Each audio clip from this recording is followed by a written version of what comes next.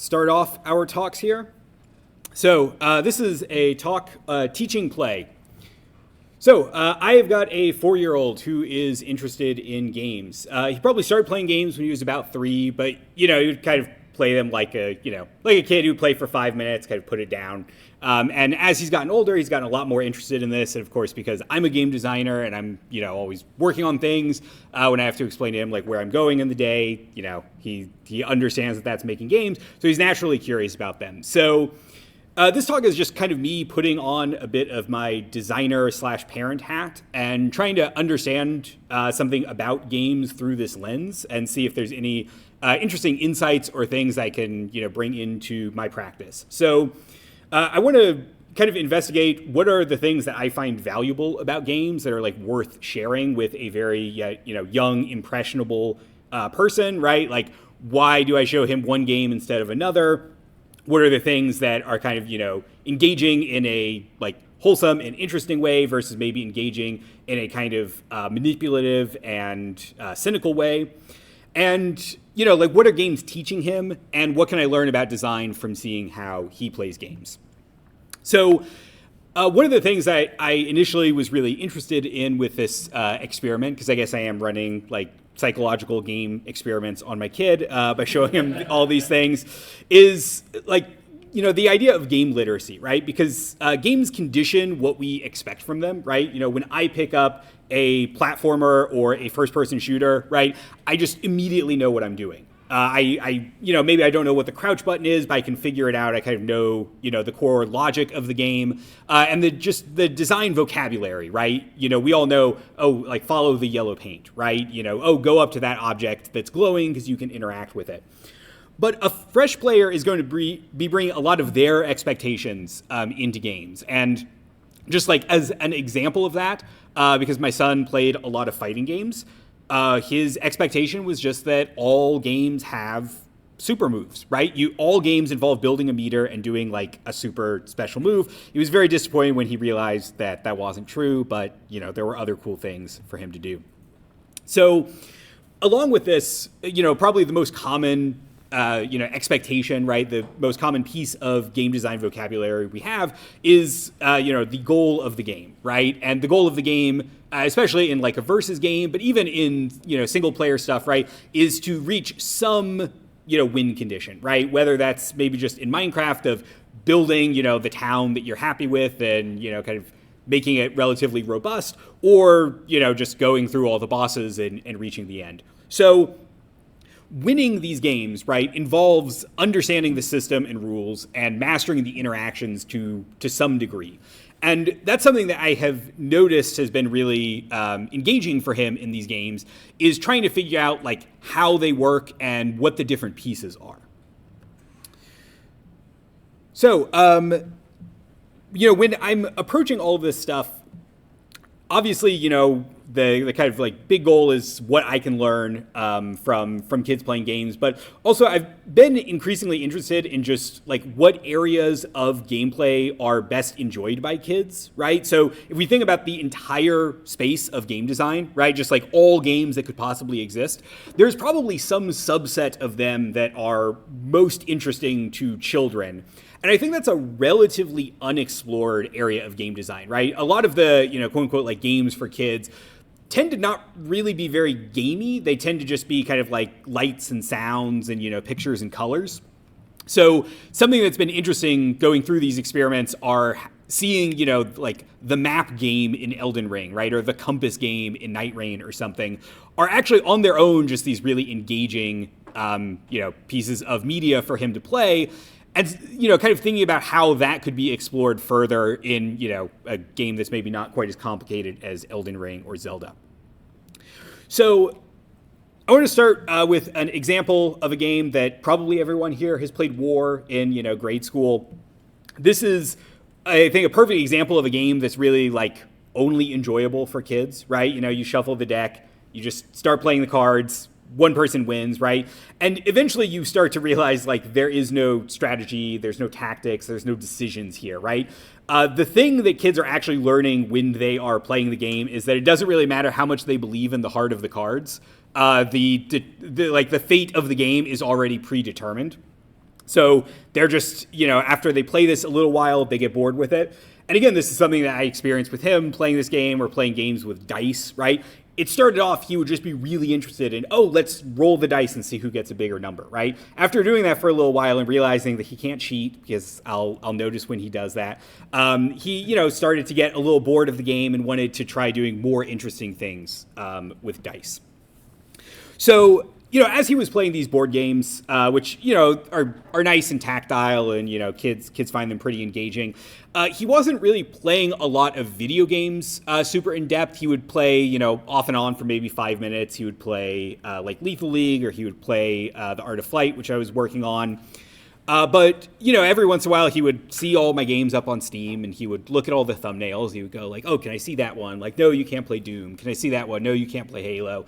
And he saw Hades and he was like, can I play that one? Like, that guy looks like a superhero.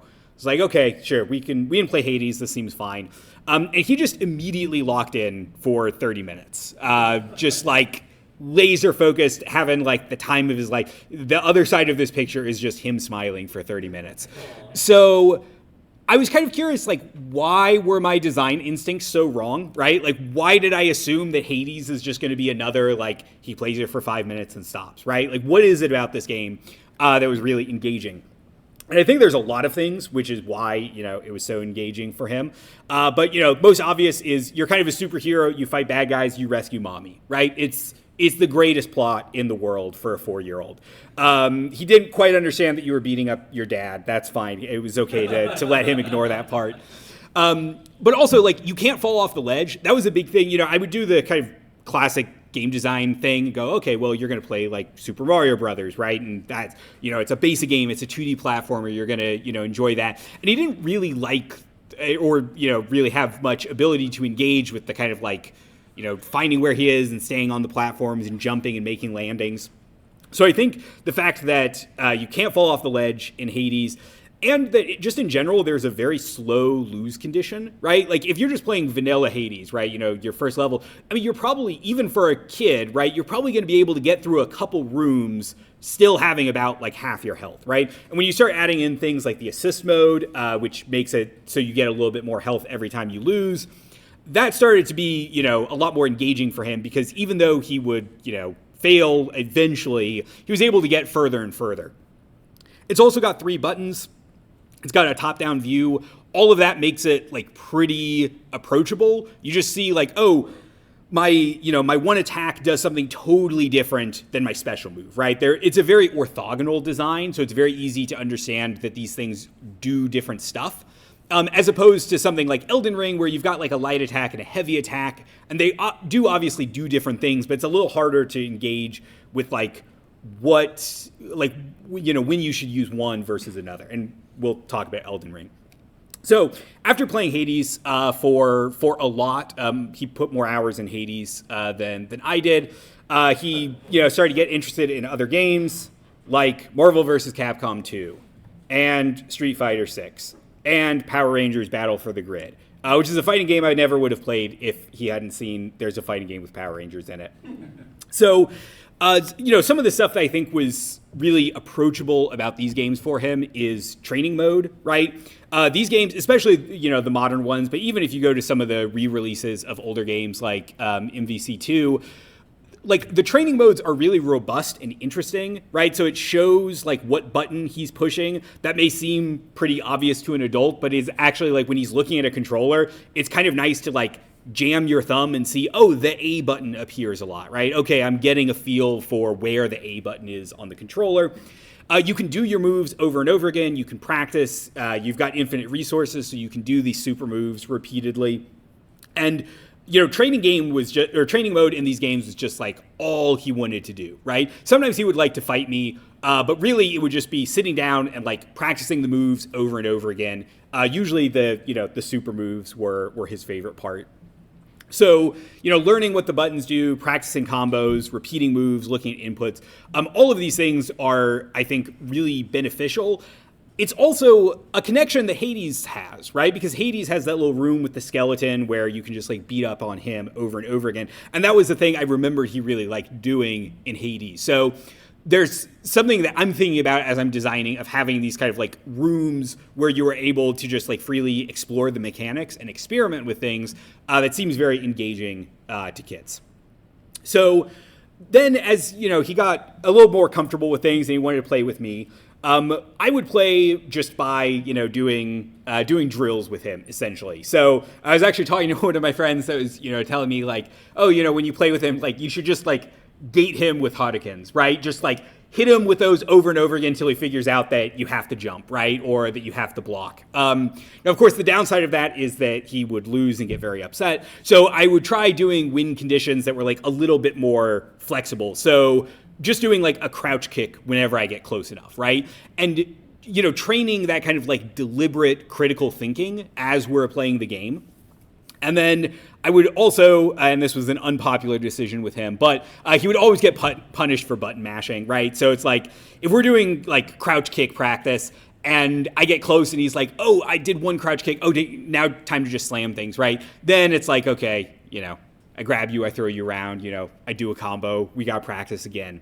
So, getting some practice with like, a thing that I've noticed is very hard for at least a 4-year-old to play games is pushing buttons deliberately and not button mashing, pushing buttons with the right cadence and just kind of like looking before you move, so to speak, right? So having an idea of what you want to do and then doing it are all things that are pretty challenging. And this actually reminded me a lot of when I was playing piano, which I started doing in high school.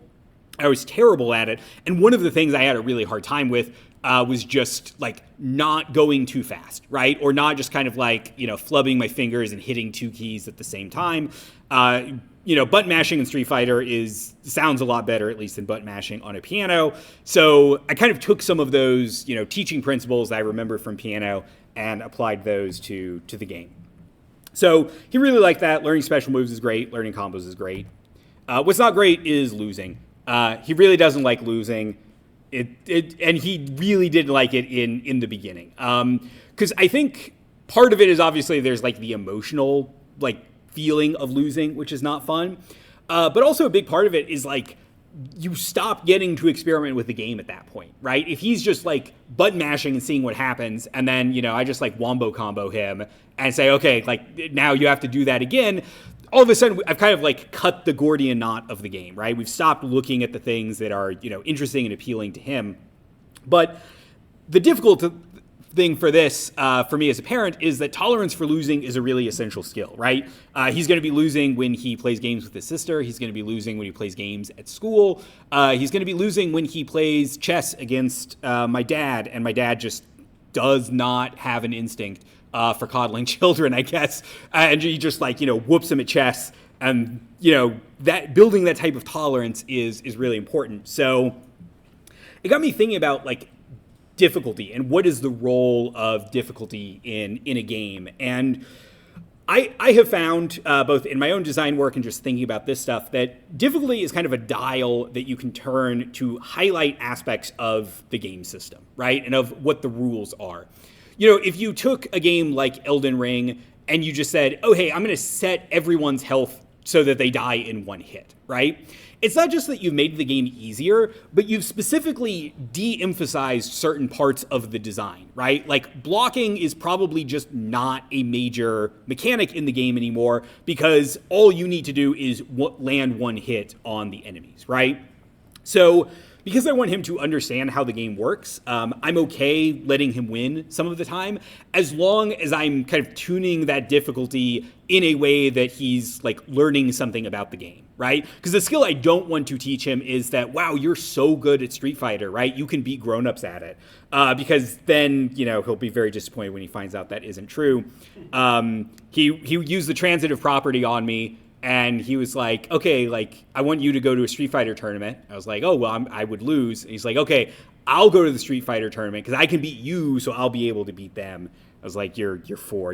It's not going to happen. So, with this, right, the way I started framing what I'm doing is that when I'm playing with him, right, I'm kind of creating dynamic puzzles for him to solve, right? So things like hey, I'm just going to keep jumping at you in Street Fighter, and the solution to this puzzle, right, the only way that you're going to beat me is you need to do like an anti-air and, kick me around, right?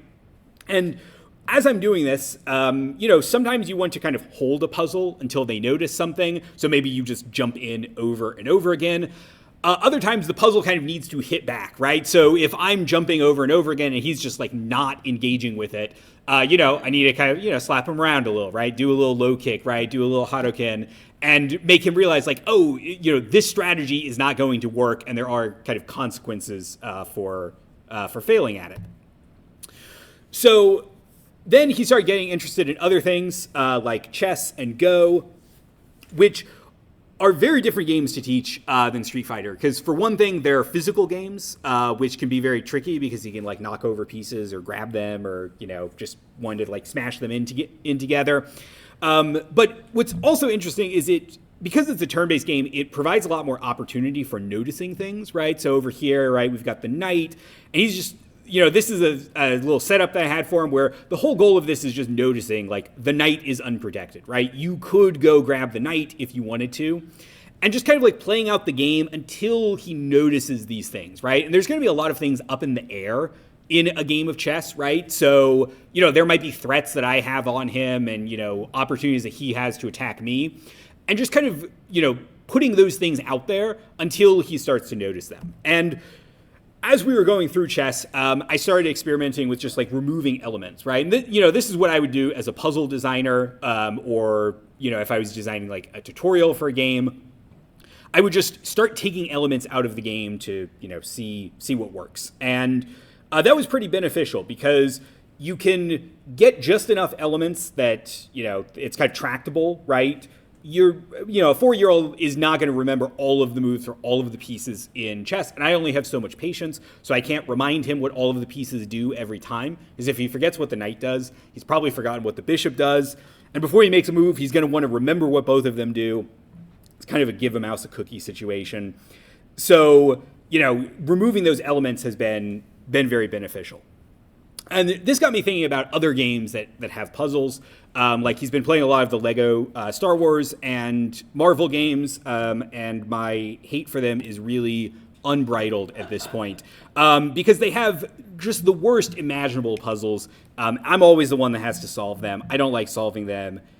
So I kind of wanted to get him moving to other games that had more interesting things. So, when you remove too many elements from a game, then the puzzles just become uninteresting, right? Because there's no experimentation. It's just like, in this Zelda dungeon, right, you use this item on this, this thing. That's the solution to the puzzle.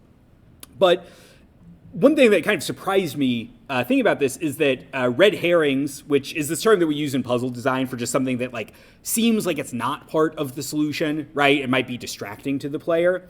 Actually creates some interesting moments. So this is from Breath of the Wild, which is the latest game that he's been playing, and I thought this was a cool little example, right? So you've got this temple with all these little spikes that you can't jump over. He jumps over them, takes damage, eats an apple, tries again, right? Does it a few times, goes, okay, that probably won't work. And then he's like, okay, well, what if I can like ride my glider down, right? There's this little cliff over here. There's a tower kind of far away that he would try to get to. And those just like you couldn't quite reach. And I thought that was really interesting because as he was going to experiment with those things, right, and learning kind of the system of the game and how there's a limit on how far you can glide, he was getting these other opportunities to play parts of the game, right? Like, oh, now I'm going to go fight these guys here, right? Oh, now I found this, this enemy that pops out of the water and I killed it. I got this item. So he's exploring other parts of the game as he's trying to solve this puzzle until he realizes that he can do this ice thing to do that. So I like open puzzles like this. I like them a lot more having seen like a 4-year-old interact with them than I necessarily did before, as they let players discover things for themselves. But if you remove too many elements of the game, right, you're obviously going to be missing things, but it can make it easier to observe certain, aspects of the system. And this brings me to my final game, Elden Ring, which if you ask him, he will say is probably his favorite game, although it changes pretty often. He wanted to play this because he I don't know, he got bored of Street Fighter one day, and he was like, okay, I want a game where you're a knight, but you don't see your face. It was a very specific request. I was like, I don't know if I have a game like that. Until I saw the cover for Elden Ring, I was like, okay, let's give this a try. Let's run this experiment, set the blood off, and let him kind of go about things. And something that was interesting is that in a lot of ways, Breath of the Wild is harder than Elden Ring, which is not what I would have assumed. He's actually like relatively competent at Elden Ring, and it's probably the game that he needs my help with the least. Not necessarily because he isn't losing, but just he kind of always knows, why he loses, and he always knows what he's trying to do, and there's always a lot of other kind of distractions. So in Breath of the Wild, you've got like a ridiculously big toolkit, right? You've got all of these items that you can use. Your resources, right? You know, the swords and the bows and stuff that you get are always breaking, so you're kind of always in this like flux state of what's going on. There's lots of text description, which there is in Elden Ring also, but like all of that's kind of like lore. You don't necessarily need to know about it because you could just grab a sword and go hit things, right? Both of the games do have contextual menus, but again, in Elden Ring, he really is playing it as just dad levels up for me and I have a sword and a helmet, right? There's no need for like new items or anything like that. So some of the things I think make Elden Ring very appealing for a kid is it's got really solid defensive options. You just hold to block. That's great. It teaches restraint. So Elden Ring does a really good job of like punishing button mashing, right? Or punishing imprecise or kind of, manic inputs. It teaches environmental awareness by getting you, into traps with enemies. He really likes those. He now sets traps for me around the house. But it's interesting seeing him go through Elden Ring, right? Like, if I'm running through an area in Elden Ring, he will tell me to, like, stop and be careful. Because he's like, there will probably be something around here. Even though, I've played the game for, like, 200 hours, so I know that I'm fine. But it shows that he's, like, aware of this stuff. So to just kind of end with here, some of the things I've noticed about game design, like my big takeaway from here is that really, like, what's cool about games, what's engaging beyond the colors and the bright lights and, winning and losing, is the games are about learning these systems. And I think games for kids provide a really good opportunity to give them practice learning these kind of like abstract rule-based systems, which in a lot of ways they don't get as much practice with in other things, because, like building blocks are not a abstract rules-based system, right? It's physics, and it's important to know about physics, but it's not as, it's not engaging that same part of the brain. So games are about learning, and games are also about teaching.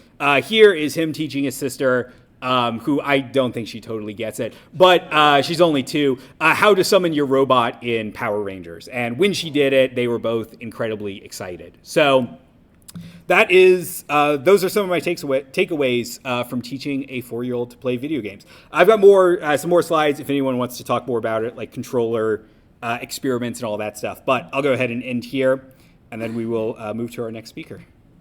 Thanks, everyone. So I figured I'd talk about that today. So this is a joy of couch co-op. Who am I? That's me. I've been teaching here since 2013. I teach the level design, portfolio, project development courses. And in the evening, I've been working on this game with Roderick, except a couple of the other guys here at the school, called Solar Purge. And it's a arcade-style twin-stick shooter action RPG couch co-op. And we've been working on that for a while now. I have a lot of memories growing up of playing games with family. So that's why co-op is a big part of my life. That is me, and that is my grandmother. And funny enough, when she was starting to get arthritis when she was getting older, my mom was like, do you want a sewing kit, or do you want one of these things called a Nintendo NES? And she wanted a Nintendo, so I learned how to play from her.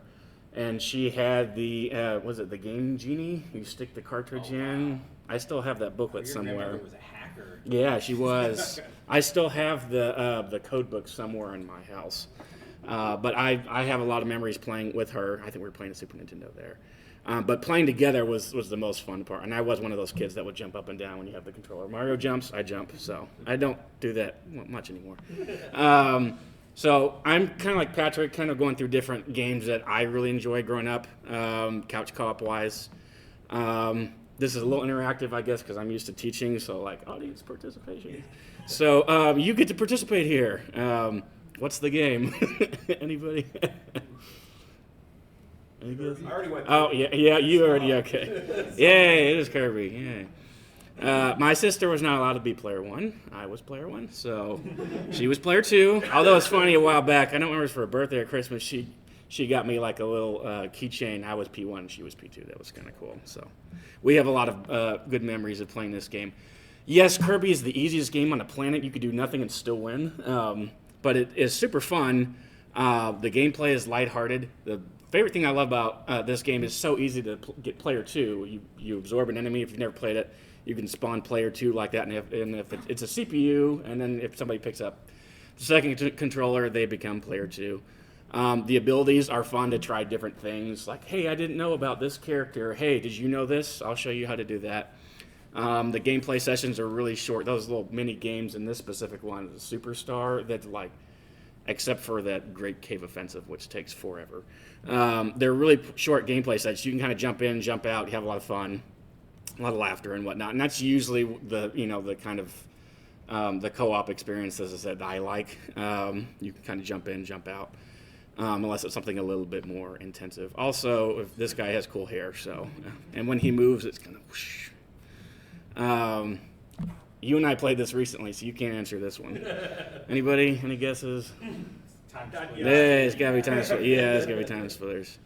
Funny enough, I think some of the guys that worked on this also worked on GoldenEye, so it has that same kind of feeling to it.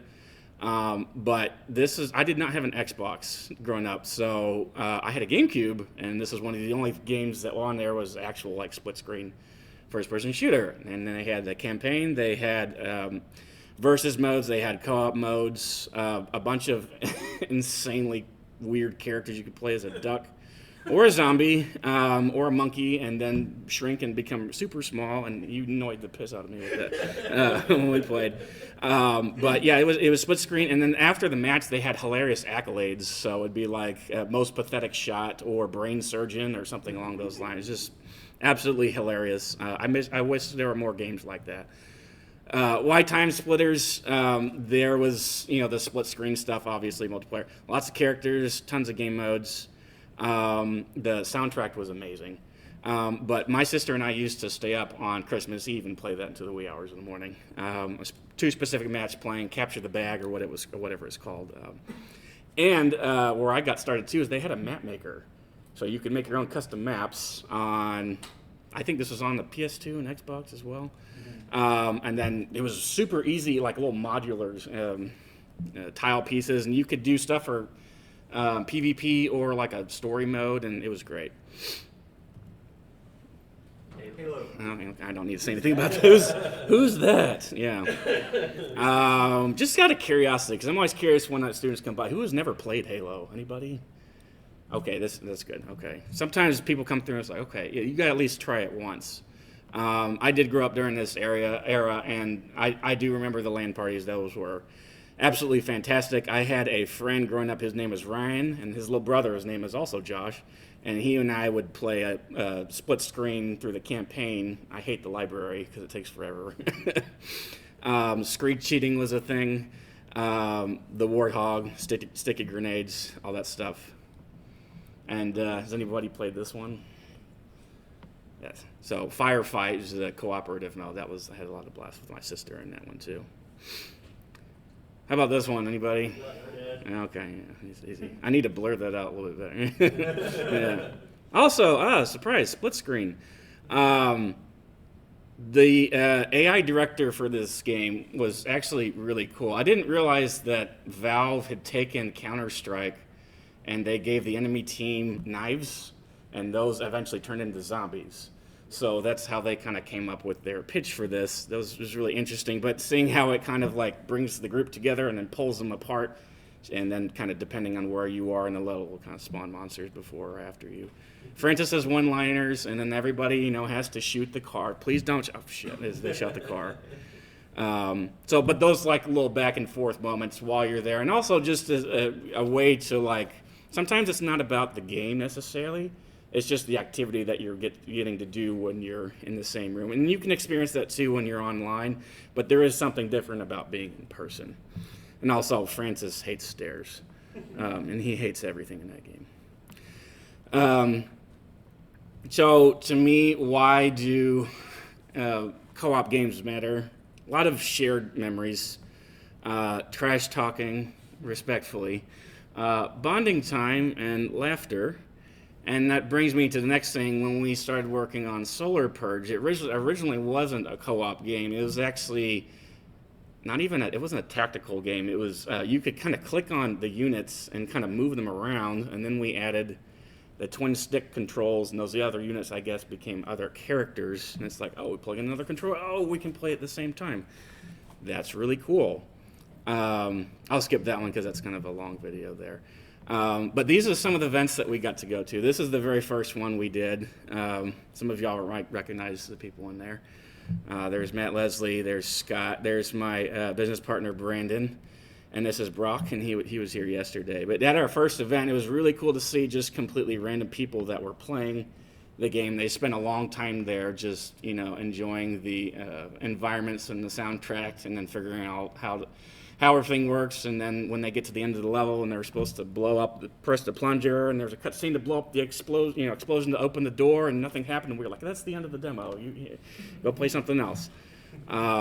But I remember my family showed up for that. That's my sister there, and Brock and Brandon. And then as we kind of went up to other events, we kind of saw just like random people would just come up and pick up controller and start playing, and they'd kind of, over a little bit of time, they'd start bonding, and that was really fun to see. So that was PAX South. This was RTX 2018. This one was a lot of fun. And you see there's Roderick there. I don't remember who that guy, that was some streamer or something at the time. Is that Thaddeus? I don't remember. I thought it was somebody from Rooster Teeth. Oh, yeah, it is somebody from Rooster Yeah. Teeth. Starts with an A. Yeah, I don't remember. Somebody important, I guess. But like groups like this was really fun. These were all completely random strangers, and they'd pick up a controller, and at the end of it, you could see that they were having a good time. And then this guy was like, "Hey, we get high fives to everybody on the group." Bug Spider Queen? This one was. You were about to say that. So we had an interesting issue that we did not think about when you go to a demo like this. People can drop in, drop out. So our boss was coded to where, and you can correct me if I'm wrong, Roderick, whenever somebody would drop out, it was supposed to adjust the boss's health. And then somebody jumped back in, it was supposed to go back up. I don't think we did the drop out part. So every time somebody left and somebody new came in, the boss's health bar got bigger. Well, what happened was instead of modifying the base value, we were modifying the new value. Yeah. So 100 times 2, and then that times 2, and that times 2. Every time somebody joined in. Yeah. So these poor guys were like, eyes bleeding.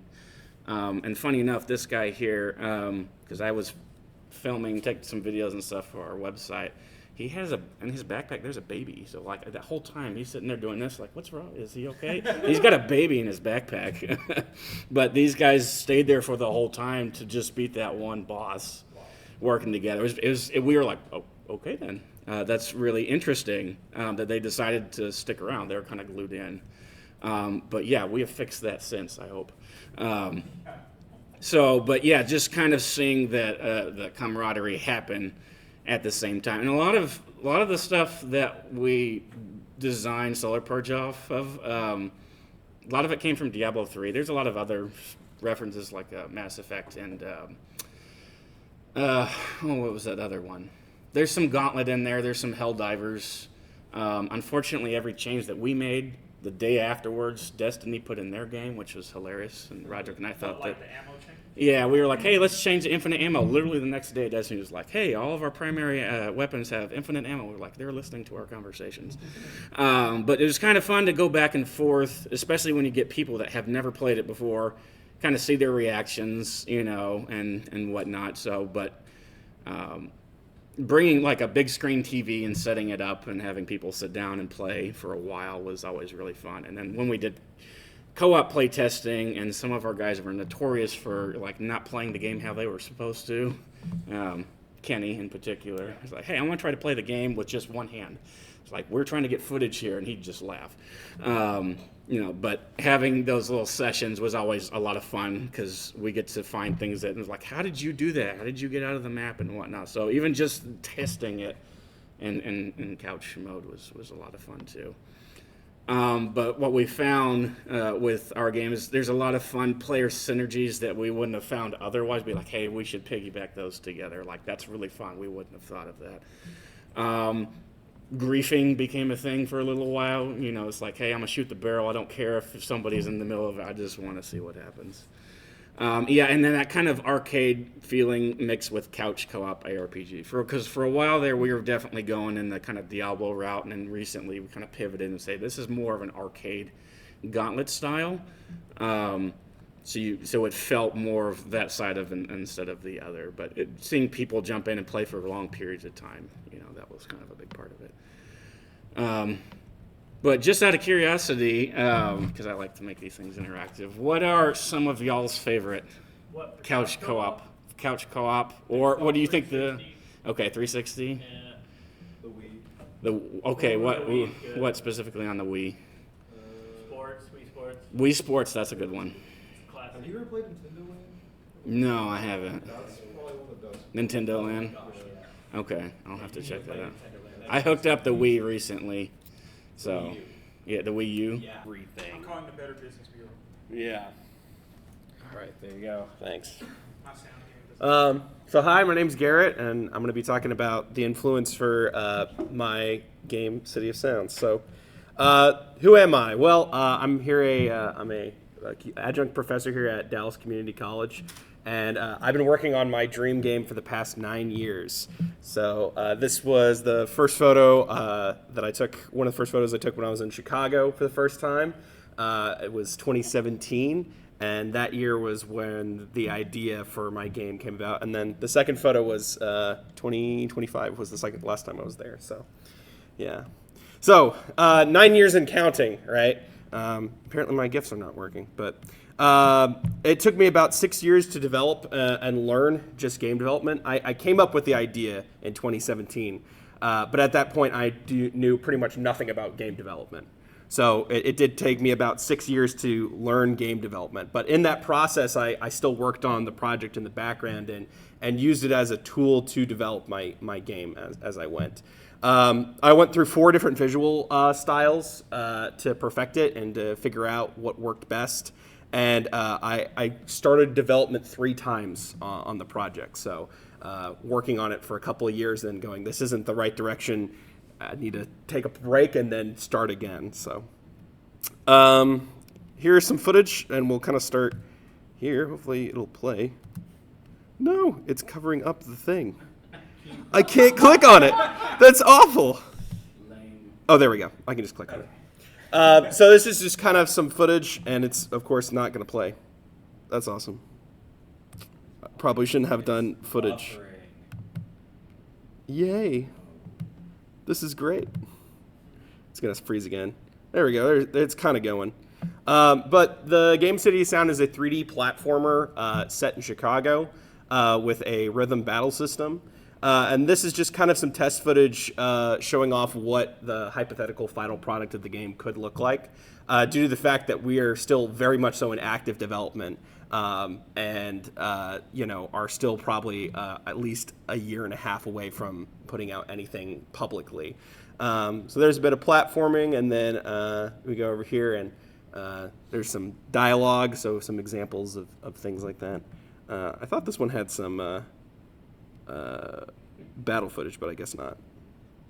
Anyways, there we go. There's some cutscene tests, right? So really trying to get into the comic book style of the game, right? Finding that so it really feels like a comic book. Obviously, it's inspired by Scott Pilgrim. And then here's the example of the battle system that exists, which is kind of a gameplay where you got to dodge and react to the melody and beat of the game as you're playing. So I should have probably put a work in progress subtext over the entire thing because it's all actively changing and Just lather it with work in progress, internal build. and the bit is that like even though all this stuff that I'm showing is just a fraction of what I'm actually wanting to achieve and in the process of achieving. So, yeah. So inspirations for gameplay. That's generally the first thing I'm going to talk about, and we have another video. Hopefully it'll buffer a little bit more. So a lot of games that I grew up playing and really enjoyed, one being Mega Man Legend. I really loved the platforming and combat and just the way that the character felt moving around in the three-dimensional space. I actually loved it so much that I based off all the animations of my character off the animations of Mega Man Legends.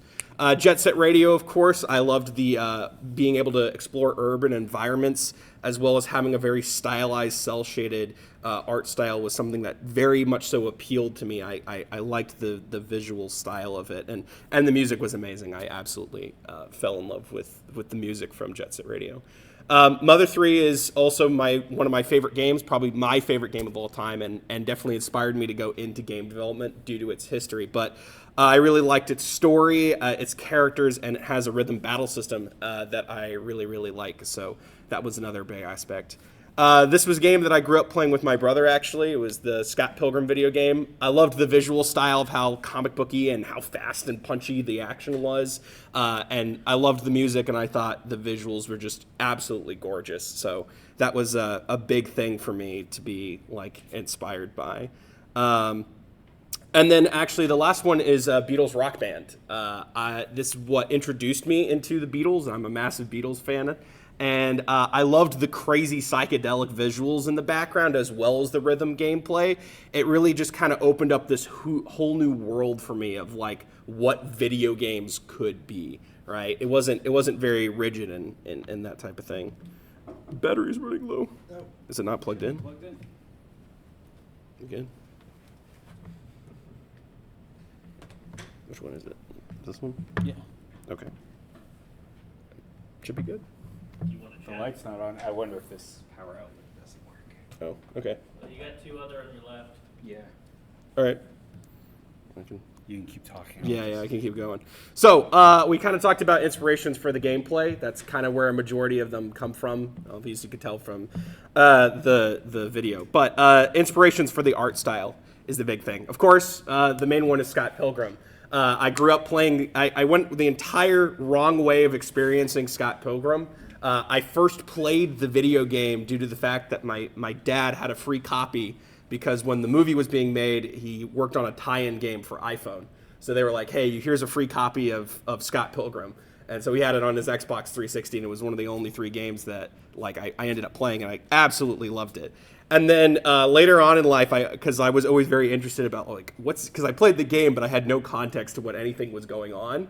So later down the line, I was like, oh man, I love playing. I was telling my brother, I was like, I love playing this game, but like I had never saw the movie or read the comics. Or he's like, what? You never saw the movie? I watched it with Dad. And I was like, no, Dad didn't watch it with me, because at the time it's kind of got some more adult content and things like that. So I was playing it probably when I was like 11 or something like that. So I ended up watching the movie and really, really loving the movie. Edgar Wright was a great director, and I loved the humor. I loved how it mixed, anime and video games together in a really funny way. And then I finally decided to read the comic book and absolutely fell in love with the comic book. So, and as someone who was in high school, this was like the perfect high school thing to get into, right? It was like, oh man, this guy Scott Pilgrim, he's so cool. He like interacts with video games and stuff like that. So I would just became incredibly infatuated with the art style. Another aspect is my love of music. I cannot go a day without listening to music. It is my lifeblood. It is the thing that motivates me and continues. It was also a big factor in me bonding with my dad, because we would go on long car rides and he would play his music, and that's how we really bonded with each other. I love the different types of styles of music. I love listening to things that are probably not necessarily the most conventional and things like that. So I absolutely love it. A big thing for me, and I think as some of you creative people know, I have the thing where whenever I listen to music, I start coming up with characters and stories in my head as I'm listening to the music. And kind of the thing where you're on a long car ride and you're looking out the window and you're listening to music and you see a cool stick figure guy, you know, he's jumping off the telephone poles and doing parkour and stuff like that. Very core memory. So that was something that was always very influential to me. Even before I did video games, that was something I loved doing in my mind, is coming up with stories and characters based off of the music that I listened to. And eventually it did help create the basis of City of Sound, where after a period of time, these certain characters started forming into my mind, and they ended up becoming the main characters of my video game. And the way I actually wrote the plot of my game very early on was I literally had playlists, and you could listen to the whole playlist, and it would basically tell the whole story of the plot if you just listened to it, because there were like key dialogue bits. I was also really liked fictional bands. Right, your Gorillaz, obviously Scott Pilgrim's Sex Bomb, and then this one's Daft Punk's Interstellar 9900. Really great movie. And then I have Tally Hall down there. I really like this collective, you know, band type of thing. So I was a big fan of that. And then along with music was also music videos, which I personally believe is like one of the coolest art forms out there, because it combines both acting, music, film, animation, and having to sync it up to something like music. This one's from Beck. This one's Take Me Out by, I can't remember the name, I think Jet. But they all have these really unique and interesting art styles that I feel get completely just lost to time, because, you know, that music comes out and then it comes and then it goes and it moves on. I'll switch to the next one any second now. There's Sledgehammer by Peter Gabriel, if anyone knows that one. Really incredible music video. A lot of it was done in stop motion animation, and it's just absolutely trippy. I also liked the dreamlike quality of a lot of music videos, where you really could just do anything in a music video and people would be like, yeah, that works. Yeah, I'm cool with that. This is The Wolf. This one was really cool because it was entirely animated in black and white and red, and just some of the most craziest visuals. And like I said, you know, growing up having, you know, listening to music and coming up with stories and characters in my mind, seeing things like music videos was seeing that being fully realized into it. So, yeah, there's a bunch of other ones. This is another music video. I put a lot of music videos in here. This one's really good by Empire of the Sun, and just doing really cool technological things, right? You know, early on maybe it'd be 2D animation or live action, but at a certain point, you know, people were using Unreal Engine and using Maya to create these visual effects for many of these music videos. This one's by Gatia, one of my favorite artists as well. This one's Kraftwerk. Which was done in the I think the early 80s, so CGI was still incredibly new, so this was like cutting edge at the time. But yeah, go to the next one. Woo. And then the final bit was my love for Chicago, which I also talked about, and specifically because the time that I spent there was the first moment of true freedom as a teenager. So I was homeschooled, so that meant I was, you know, usually watched a lot and that type of thing. But for a whole month, I was sent up to Chicago, and I spent my time there with people I didn't necessarily know that very well, and had access to free roam the whole city. So I did. So I would stay out really late at night till like 3 a.m. just wandering the city with a couple of people. And there's a pivotal moment that I tracked to one of the big inspirations of my game, where we were over at someone's house in the middle of downtown Chicago, and we were playing some game, like card games or whatever, and it was like 2 a.m. and we're like, oh man, we need to get back before the trains stop running. So we walk out, and we're all in like shorts and flip-flops and wherever, and it's 2 a.m. and then just starts pouring raining, and the train is like 5 blocks away. So we're walking in the rain towards the next train stop, and we finally get there. No one's at the train station, and we're waiting for the last train to come in the middle of the night at 2 a.m. And I'm sitting there dripping wet, and I'm just smiling to myself because I'm just like, what an experience that I have this moment where, I'm in this big city, and it was just a very impactful memory for me. So that kind of sense of freedom and in being able to explore was a big aspect for me. Finding the style took a very long time. The first one was that one right there. It was the very first design I ever did of the character, and slowly it evolved over time as I'm not the best 2D artist. I went and got other 2D artists to draw my characters for me, and the character slowly evolved over time and adjusted. The second one to the second last were all done while I was here a student at Richland, so I got some of my friends who I was with to make them. So a big aspect of also the art style that I wanted to shoot for was graphical fidelity. I'm very much so a believer of optimization, and I also grew up with a lot of GameCube games where they still hold up quite well visually. There's the noticeable bits there's kind of some pixelation with the texturing, like it's just high enough quality, but there's a little bit of crunchiness to it. And I felt that this style was incredibly achievable as someone who was working on the game by themselves. I wasn't going to shoot for a AAA game or something like that, and I didn't want to shoot for something that a bunch of indie devs were doing at the time, where it was like 8-bit or N64, which I felt was at that point was kind of starting to be. I could foresee that N64 and the PS1 style was going to end up being very overused due to how easy it was to create. So I was like, I'll shoot for a little bit higher. But at a fundamental level, I wanted to keep the style, not only because these were the games that I grew up with as a kid, and so they hold a lot of fond memories for me. So the next bit for me was defining the style, which it summed up into mostly these things, which was poly count, texture size, hand-drawn textures, outlines, cell shading, and the camera rendering. How many pixels, are you actually rendering in the camera? So these are the things that I felt defined the art style that I was trying to make, and I had to learn that through a process of trial and error. So I'll have a couple of slides talking about the progression of the art style. So I don't know why there's a black bar there, but so this was the progression of the main character's 3D model over the years from 2020 to 2022. The first model I ever made was the first character model I ever made in my 3D modeling class. And it's horrible. It is really bad. If I showed the wireframe, people would have an aneurysm.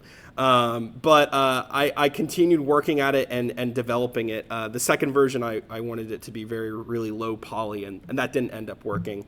At the time when I originally pitched the game to the class, I didn't have any 3D modeling experience, so I let it entirely up to the other students because I wasn't confident in my ability to create three-dimensional art assets. But around 2020, I felt like I had the ability to start being able to create art assets in the way that I wanted them to be. So that was the real pivotal moment where it started going on. So 2020 and 2021 were kind of for a long period of time. And then what ended up happening is I had this character model for so long, and I was like, that's it. That's the final one. I'm not going to make another one. And then I got some art commissioned, which was the one at the very end. And I looked at the 3D model and then the art, and I went, oh crap, this looks nothing like each other at all. So I needed to go back and completely redo it. So that's where I went back and redid the art style. So this was a screenshot from the Game Lab game version of it. Like I said before, I didn't have any really, didn't really have too much control over the art style because I didn't know how to make an art style at that point. I was kind of like, yeah, just make it, like Scott Pilgrim, and then I left people to do it. The big things that I learned from this in general was I didn't want to have an 8-bit or a 16-bit UI or anything like that, due to the fact that even though Scott Pilgrim had those aspects where it was very retro video gamey, because I was making a video game, it kind of felt a little bit redundant to be referencing like older video games when I'm trying to create a new video game, essentially. Another big thing was making sure I had cell shading and outlining, which it did exist in this version, but not to the point that I would have liked it. The second time I really tried to build it out ended with this. This was around 2021, 2022. This was the full step where I was making all of the art assets, all of the models, all of the textures by myself. And it got to a point where I became kind of dissatisfied with it. And the best way I could describe it is it looked very Family Guy-y, where it kind of just looked like a generic cartoon. It didn't really have its own personality. All the colors were extremely bright, and there wasn't much detail to it. I was also using like the base like paint Photoshop brush, and it looked bad. So I felt like I needed to go back and redo it. And that's kind of where we ended up here, where I added more detail to the textures and changed things up. I desaturated a bunch of different things so it had more contrast to it. A big thing was actually texturing out the outlines on objects. So most of the objects in this environment had a shader for an outline, but didn't actually have textures for outlines. So that was the big difference, was actually drawing the outline on the actual textures. Yeah. But hey, why stop at just one art style when you can do so many, and you want to do dreams and music videos and things like that. So this is a little bit of a sizzle clip of a bunch of different art styles that I've attempted over the years for the game, and how drastically different they end up being. Really to push myself, because I want to try and do as much as possible. So. Bunch of cool bits. Oh, once again, in progress. A lot of these are blockouts and small segments of things that will eventually turn into something. This one I'm really proud of, and it's still really in a work in progress, but having a nice contrast between things. I should have mentioned that one of the big aspects of the game is that you enter people's dreams. So that's something that I really wanted to focus on. Another reason why I picked the Scott Pilgrim art style is because I felt like it was a pretty grounded art style. It was cartoony, but it still had the ability to maybe express more mature themes in its storytelling. I also felt like it was a good basis. You could drop a cel-shaded character into any environment, and it probably would look good. So that's generally the pathway that I decided to go with. And that's it. I think that's it. Yeah. Thanks. It's a QR code to my Discord if you want to, hop on there and follow the game's progress. Most of you guys are probably already on there, but that yeah. footage reminded me heavily of like Rare back, as like early 2000s, late 90s, mid 90s. It reminds me of Rare, but also Super Mario Sunshine with the parts where you don't have fluid. Yeah. A lot of that platform reminded me of that. Yeah, I was really the dichotomy, because there's this open world that you'll explore, but then the dream levels are more linear and shorter segment. The way I usually like to describe them is kind of similar to the shrines from Breath of the Wild or the special stages from Super Mario Sunshine. So it's a big undertaking to manage a bunch of different art styles and make sure they're all visually distinct. I come across some issues where I realize that the art style that maybe I'm working on is a little bit too similar to the Scott Pilgrim one, and I'm going, I have to fully understand the Scott Pilgrim art style and then break all those rules to make sure I create a different art style, essentially. So, yeah. Any questions or anything like that? No, it's fine. I have a small question. Yeah. Were you inspired by things like Monica Magica and how whenever they turn into like witches, they completely different art style change, or Into the Spider-Verse, how they have like multiple different art styles? The anime, that's the one with the magic girls or whatever. My programmer actually recommended it to me. I haven't watched it yet, but I've seen clips and I go, yeah, that's what I'm going for. So, yeah, definitely switching art styles and things like that has definitely been a big bit.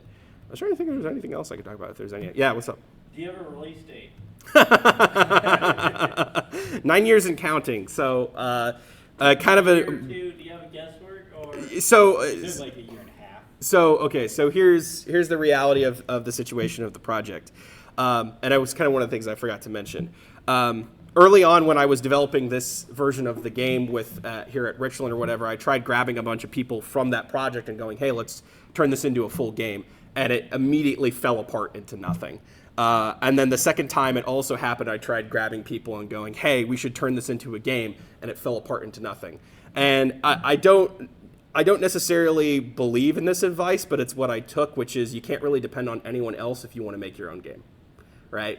You have to be passionate enough, you have to be dedicated enough to continue a project like whatever you want to work on, because it takes a lot of effort and a lot of time. But you really can't depend on anyone else unless you pay them, which is what happened here, where I started paying a programmer and then the game started moving on. I will say that this version of the game really started in 22. I was working solely on art assets from that point, from 22 to last year, which was 25. So it was 3 years, I think. The thing is right now, what our goal is to create a pitch demo by the end of the year, where we have all the platforming mechanics figured out, essentially. But now we're developing our battle system. So there was a little clip of a battle system. So we have to rework it entirely from scratch. It's going to be generally the same thing, but over the course of the summer, we're going to be developing it. So that's our next big thing. And then hopefully by the end of the year, we will have a pitch demo. And then I've talked with my programmer about looking for publishers and going to conventions like PAX and GDC and stuff like that to pitch the demo. The other bit is that the game is intentionally going to be episodic due to the fact that I am one developer and I only have one other person, and it takes a very long time to develop things. So in my thought process, it was like, well, I'll break it up into chapters so it's more manageable. So we've only been working on the first chapter. I hope to get it out before 2030. That is my goal so far, but yeah. Cool. Anything else? Or yeah. Well, Here, I think sometime in the fall, I'll be scheduling another gameplay at the library. If you want to tip your toe into showing at a convention, okay. it will be August or September. I don't know your timeline, but if you just want to go, hey, how do I run a booth? I'd be like, this little convention that I have with the local library. We had 6 tables. Yeah, 6 tables there last time. 3 were vets, and then the other 3, it was their first time. Yeah, I'd absolutely love to do that. It would be only the 3D platforming, though. Hey, I ran Xeon's table. So it was 6. Oh, no, I just said it was a lot of fun. Oh, it was a lot of fun. No. Sorry. No, I trust you with I ran that. 2 booths. Yeah, but it would just be It does run itself. the 3D platforming aspect of it due to the fact that we don't really have a battle system working. Sure. We have enemies working, but they can attack you and you can attack them, but it's a whole thing. Just finish the battle. Yeah, I know, right? So, yeah. All right. Cool. Thank you. Next, we'll have Roderick. Give me just a moment to get Sure thing. plugged up. I think we're gonna. Okay, I think we're good with the hardware. Surprisingly, it didn't fight me too hard. So I'm glad for that. Anyways, hello. I'm the fourth and last speaker here.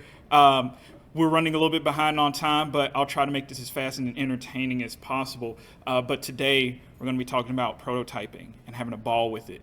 This is a pun you'll see in a moment. But yeah, I just wanted to talk about kind of my process when approaching creating video games from scratch, or getting in some certain habits when thinking about creating spaces.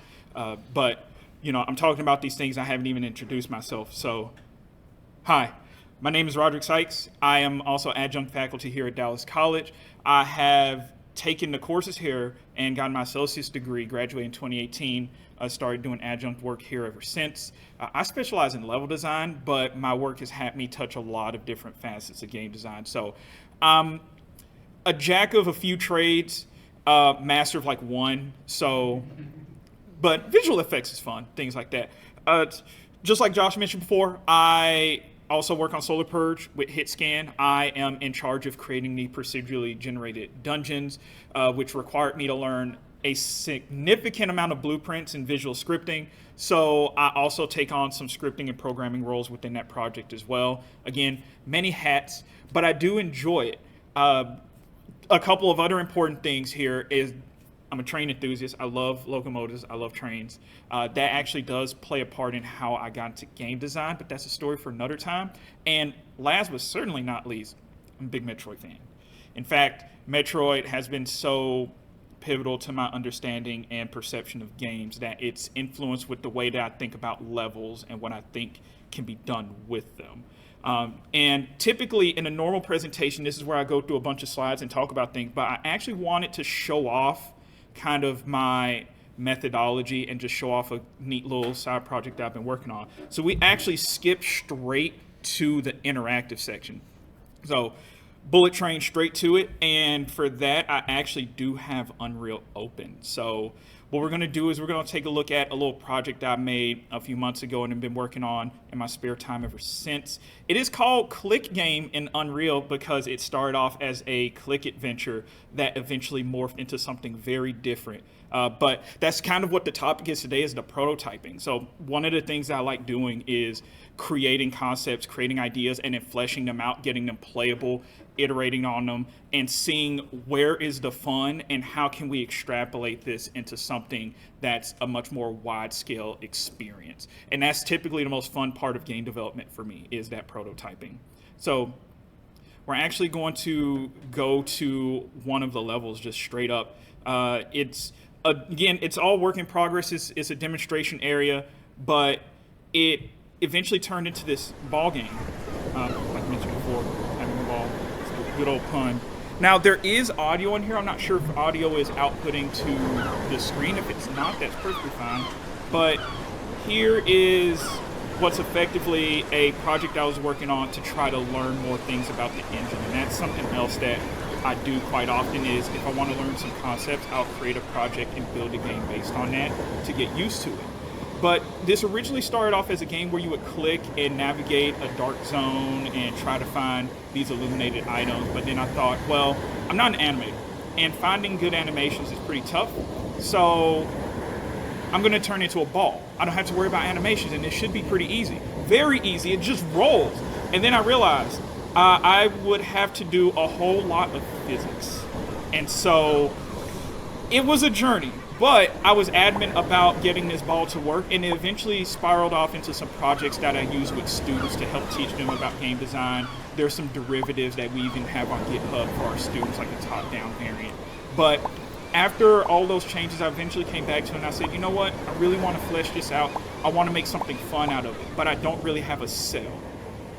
I've initially thought about maybe an open world roaming game where you're just kind of vibing with some chill music and doing collectible things.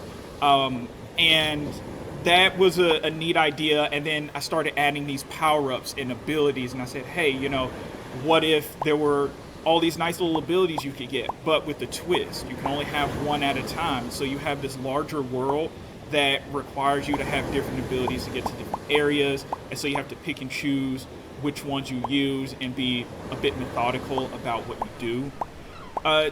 It's still in that vein, but as I played through, as I iterated, I came to some realizations that were very interesting, both good and weird. One of the things was that because of the abilities, there would need to be circumstances and scenarios that you use them in. Well, how do I craft a world where you can only have one ability, but you need many in order to progress? So I started playing around with the idea of having certain conditions where maybe there's a key that you have to obtain. And in order to get that key, you need to be able to jump.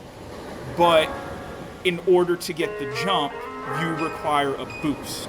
And doing things to mix and match. And it got a little bit tedious and challenging trying to think of it in those layers. But eventually what I came up with was this demonstration area where I just roll around and kind of do things, playing around with certain effects. Like here is an area that will actually remove your ability. So once you enter this area, you no longer have access to that ability you had before. But one of the side effects of only having one ability at a time, the controls are very simple. You have a stick for moving, you have a stick for looking, and you have a button for activating your ability if you have one. So it makes it very easy to iterate on there. But then I'm still thinking, you know, we've seen many ball games that have similar concepts before. What can I really do to really flesh it out? And then I came up with something I think is actually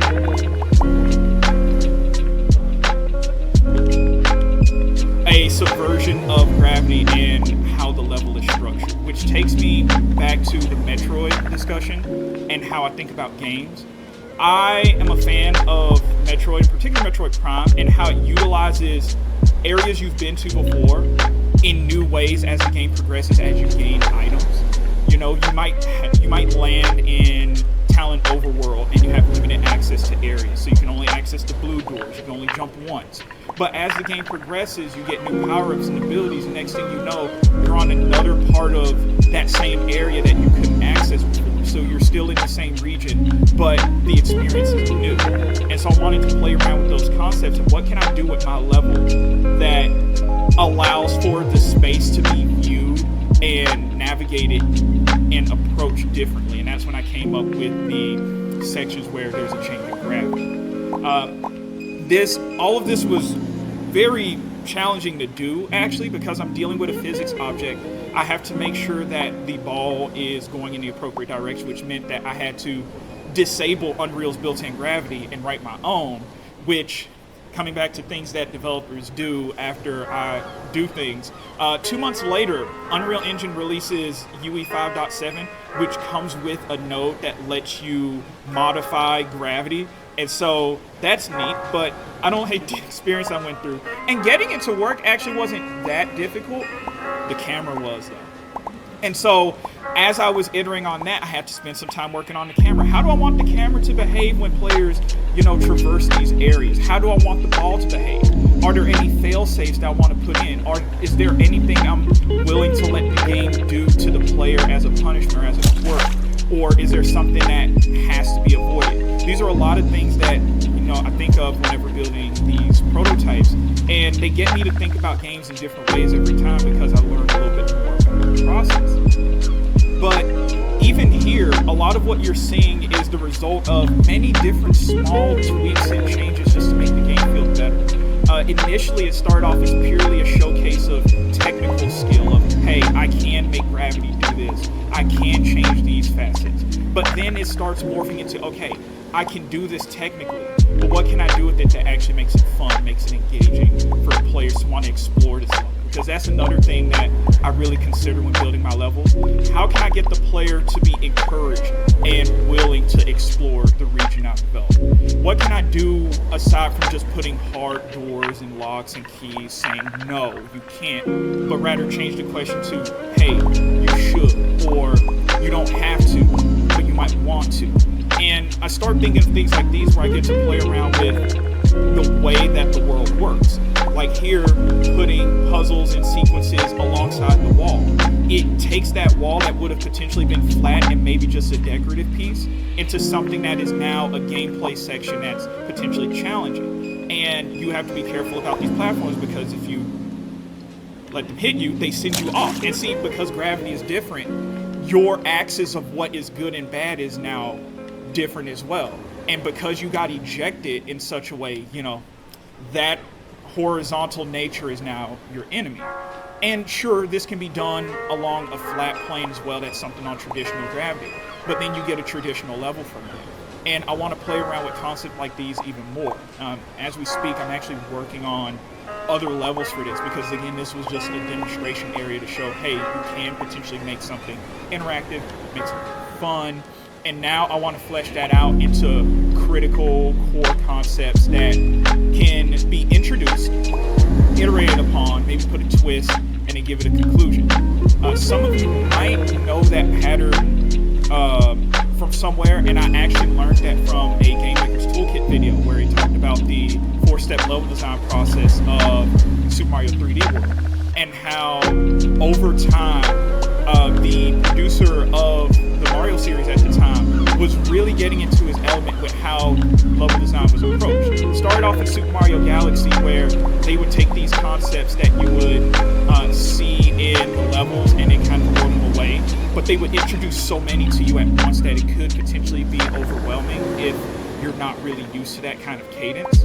But then once we get to Super Mario 3D World, there was a different formula that was used, one that made each level individual without needing a expansive, you need to do these other things before doing this, and it's that 4-step level design, where a concept is introduced, typically in a safe environment, to make sure that you are understanding it.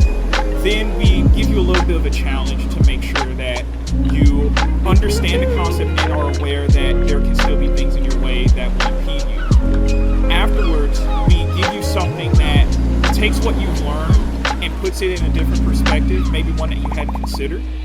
And lastly, we do some fun, goofy stuff with it that just makes it fun and enjoyable. And I like that concept, I like the idea, and I will say it's not applicable 100% of the time, but it's a good benchmark, a good barometer for understanding where your design process is. And so even when developing out this space that was just meant to be a throwaway, test a couple of blueprints and then forget about the level, it eventually grew into something that was a much grander showcase of what the potential of a interactive ball experience like this would look like, where there is a defiance of gravity, where at any moment you could be playing a normal platformer and then things get quite literally turned on their head. What else could I do with this? What other abilities, what other combinations exist? Those are things that I think of whenever I look at this, and it is also fun, at least for me, because every time I look at it, it means that there's a new thing that I'm thinking about, which means that there's new content to add. And of course, there's always a concept of, at some point, enough is enough, and you make what you can with what you have, or else you'll be there forever. But what else is nice about that is it also helps you ensure that you're building something that's in the primary interest of the game you're creating. And for me, that's a fun experience that allows for you to traverse levels in ways that you might not expect, and ensuring that the concepts and design choices are built with that in mind, trying to stay on track, stay on topic. Even these rooms here are just the byproducts of experiments and testing that eventually just turned into things that were playable and worth navigating. And ultimately, this type of stuff helps me really figure out what I want to do in my games. And every time I do it, I learn something new about the process and about myself. And so here, even playing through this, there's so many different concepts that I've thought about this for this game that I haven't even talked about here. Partly because of time, and I don't want to bog it down with just, many minutes of random things I've put in the engine and then kind of put in a back folder or something. But overall, just playing around with these fun things. But something to note here is even some of these aspects didn't start off this way. I didn't just build it all in one go. Take this area, for example. This area was actually quite different in the previous build. And, build, I actually mean level. I can actually take you to that real quick because I have a duplicate. I came prepared for that. So here is the exact same level, but with this area a little bit different. And I'm starting us off kind of up here to shortcut to the main point. But a lot of this is the same, except initially I wanted this challenge where you had to walk a tightrope to get from point A to point B, and it was long and tedious, and honestly it was a bit of padding. But it was also meant to serve a point when you get to this area and you recognize that, hey, I have a checkpoint and there's a new power-up that I need. Presenting a problem before the solution is something else I like to do, because I feel like if you put the key before the door, then the keys get meaningless. So once you realize that you can't really do anything there, you kind of navigate around and find that there's a new power-up. And then you proceed through the tightrope and do all the things. I won't play through that section. But I figured this area lacks two things. One, aside from polish, it lacks some real impact and intention. It's just meandering through some narrow areas, not very fun, extremely punishing very early on in this level, and I don't want to set that as a precedent. But also, one of the big driving factors of the game, the anti-gravity, because it's just padding for time, it takes even longer to get to the big cell. So I wanted to bring the cell closer to the start of the game while also making it more meaningful, which is how we got this section here where the anti-gravity takes front and center very early on. We get you introduced in the basic concepts of movement, the aspect of abilities, checkpoints, abilities can be removed, but after that, you have everything you need in order to progress and actually play through. And ultimately, this is what I landed on.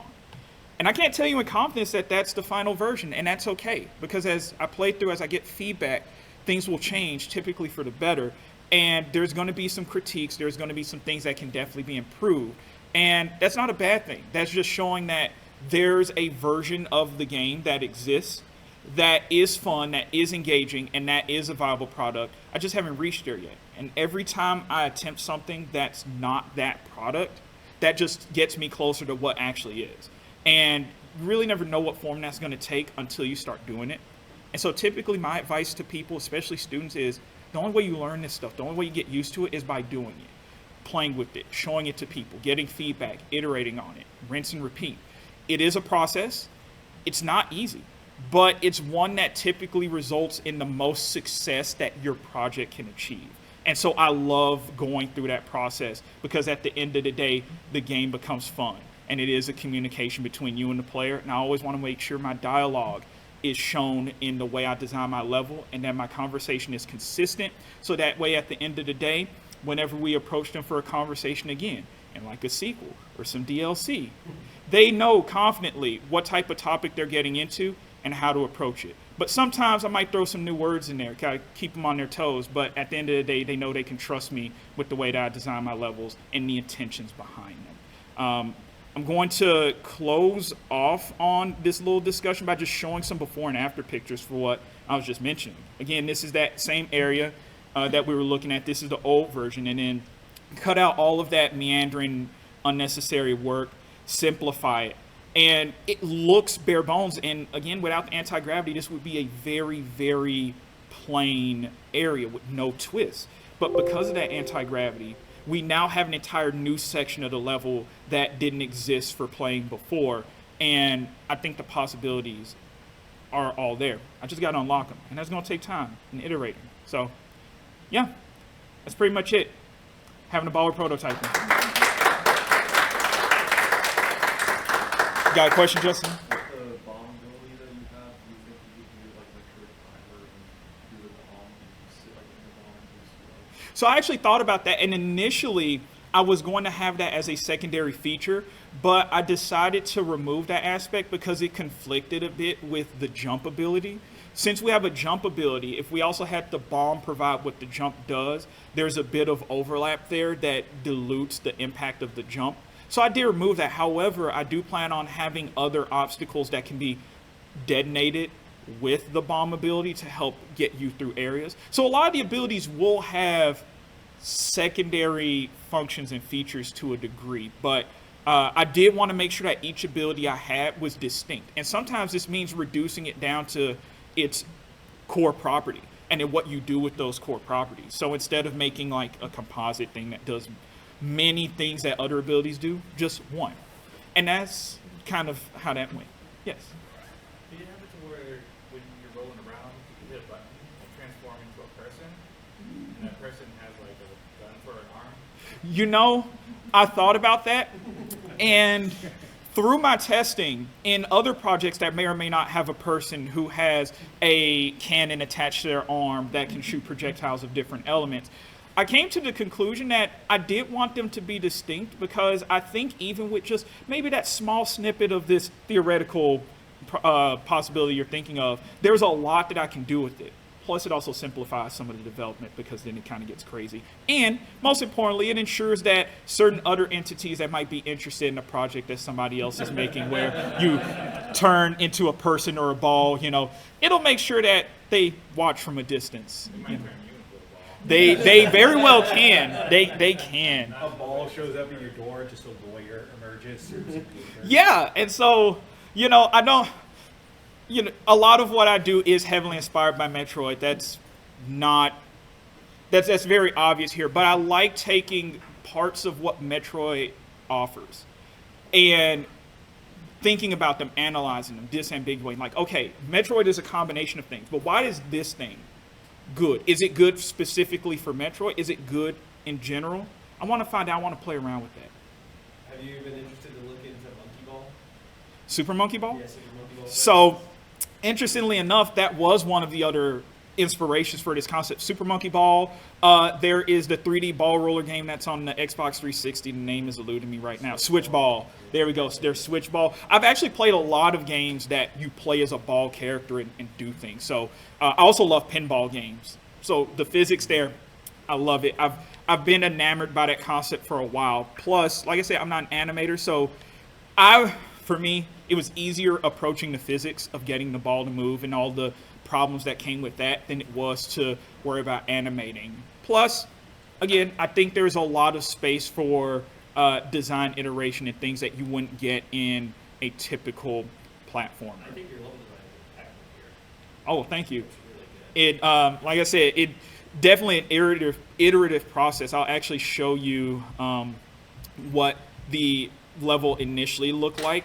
This was a couple screenshots from the first build, and then it eventually morphed into me closing out the engine.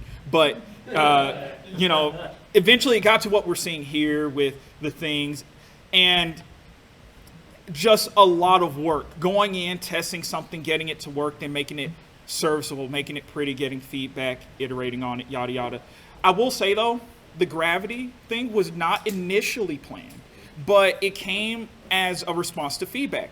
You were one of them, Garrett. You actually mentioned it would be cool if you could climb up the wall like the spider ball. Ira mentioned it, like, hey, it would be cool to do something. And it's like, those are ideas that I had, but I put them to the side because for me, it was like, is it worth, right? Is it worth me spending all this time doing this and it turned out to not be fun? But when I get feedback from people saying, hey, this thing, it exists or it does not exist, that should change. I do take that earnestly, and I do evaluate, hey, if I do add this, what are the possibilities? What are the good things I can get out of it in terms of design space? What does it take away from the game that potentially conflicts? And evaluating that, and a lot of times it's good advice, good feedback, and it gets implemented. Maybe not immediately because things take time, but that's kind of the fun with that, right? It shouldn't be just building the thing and ignoring advice or feedback because you think you know your thing more than everybody else. Games, like I said, are a conversation, at least I feel like, because when you make something and you want somebody to play it and you want them to have fun, you're essentially asking them, hey, can you go on this journey with me and enjoy it? And if they're not enjoying the journey and they tell you that, your response shouldn't be, oh, well, you just suck at going on journeys. It should be, okay, what about this journey do you like? What about this journey do you not like?